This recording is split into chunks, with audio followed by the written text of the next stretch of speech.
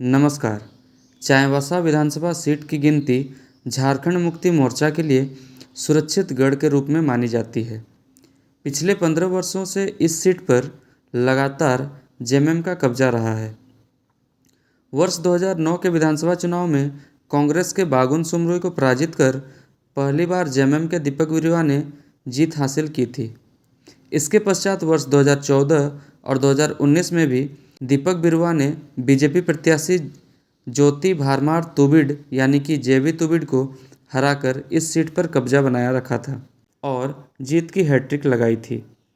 चुनाव आयोग के अनुसार चाईबासा विधानसभा सीट के लिए पहले चरण में 13 नवंबर को वोटिंग की जानी है। इस बार के चुनाव में पुनः जेएमएम ने भरोसा जताते हुए दीपक बिरुवा को जहां टिकट दिया है, वहीं भारतीय जनता पार्टी ने क्षेत्र में पिछला उम्मीदवार पूर्व आईएएस जेबी तुबिड का टिकट काटते हुए नए चेहरे गीता वाल्मीचु को टिकट दिया है। ज्ञात हो, इस चुनाव में बीजेपी ने कोल्हान से पहली बार 2 महिला उम्मीदवारों को मौका दिया है। एक जगन्नाथपुर से गीता कोड़ा, वहीं दूसरी ओर चाईबासा सीट से गीता वाल्मीचु। गीता वाल्मीचु पहली बार विधानसभा चुनाव लड़ने जा रही है। इससे पहले गीता वाल्मीचु चाईबासा नगर अध्यक्ष का चुनाव जीत चुकी है।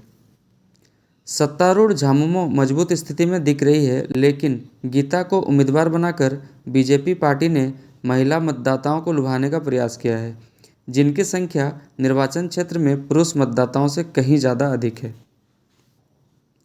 चाईबासा विधानसभा सीट से लगातार 3 बार जीत हासिल करने के पश्चात दीपक बिरुवा को पहली बार चंपाई सोरेन सरकार में मंत्री बनने का मौका मिला था।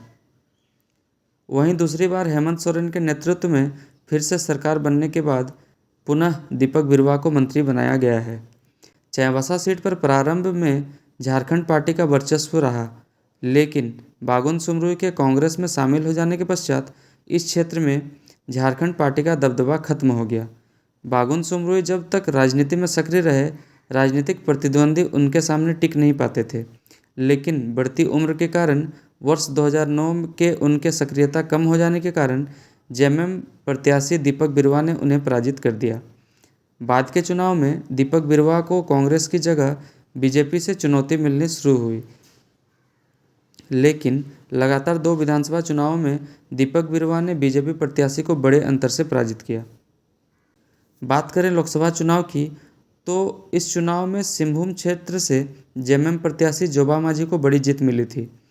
वर्ष 2009 और 2014 के विधानसभा चुनाव में लगातार जहां दीपक बिरुवा विधायक रहे, तो उन्हें सत्ता और विपक्ष में भी रहने का मौका मिला, लेकिन लगातार विधायक बनने के पश्चात अंततः उन्हें इस कार्यकाल के अंतिम वर्ष में मंत्री बनने का मौका मिला, जिससे क्षेत्र में उनसे लोगों की उम्मीदें बढ़ गई है। वहीं बीजेपी की ओर से दीपक बिरुवा को घेरने की रणनीति तैयार की जा रही है। जेएमएम ने पिछले 3 विधानसभा चुनावों में अपने समर्थन आधार में काफ़ी सुधार किया है तथा अपने वोटों को लगभग 25,000 से बढ़ाकर 70,000 तक पहुंचाया है।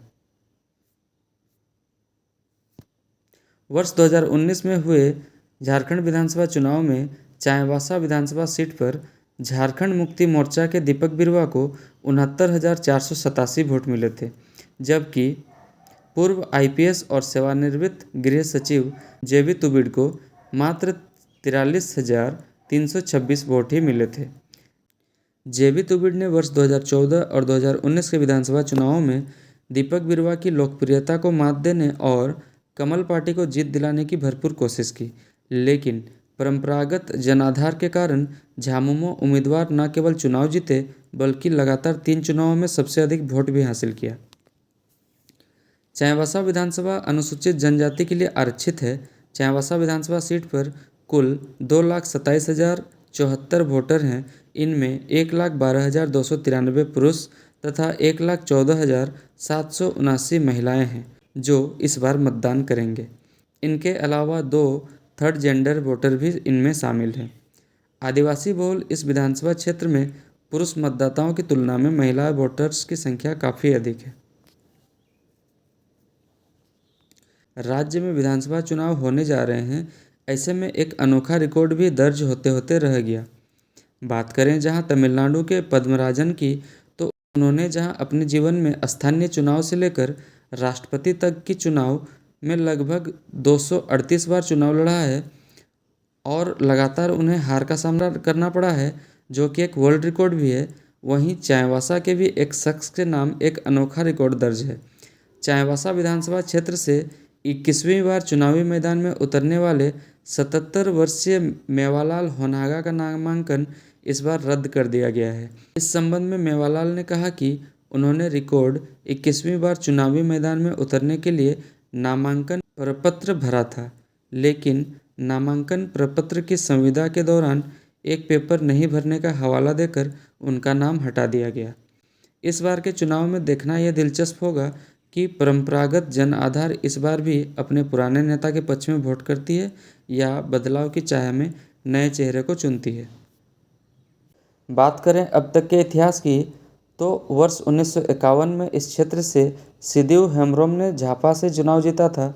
इसके पश्चात वर्ष 1957 में सुखदेव तांती, उन्होंने भी झापा की टिकट से चुनाव जीता था। इसके पश्चात 1962 में हरिश्चंद्र देवगम ने भी झापा की टिकट से चुनाव जीता। वर्ष 1967 में बागुन सुमरुई ने झापा की टिकट से लगातार चुनाव जीतते हुए 1967, 1969 और 1972 तक लगातार चुनाव जीता।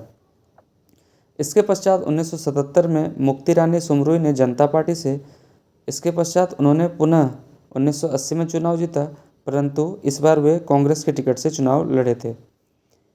वर्ष 1985 में राधे सुमरुई भाजपा से, 1990 हिबर गुड़िया जेएमएम से, 1995 जवाहरलाल बांद्रा भाजपा से, वर्ष 2000 बागुन सुमरुई कांग्रेस से, वर्ष 2005 उत्कर हेम्ब्रम भाजपा से, वर्ष 2009 से 2019 तक लगातार दीपक बिरुवा जेएमएम से यहाँ चुनाव जीता है।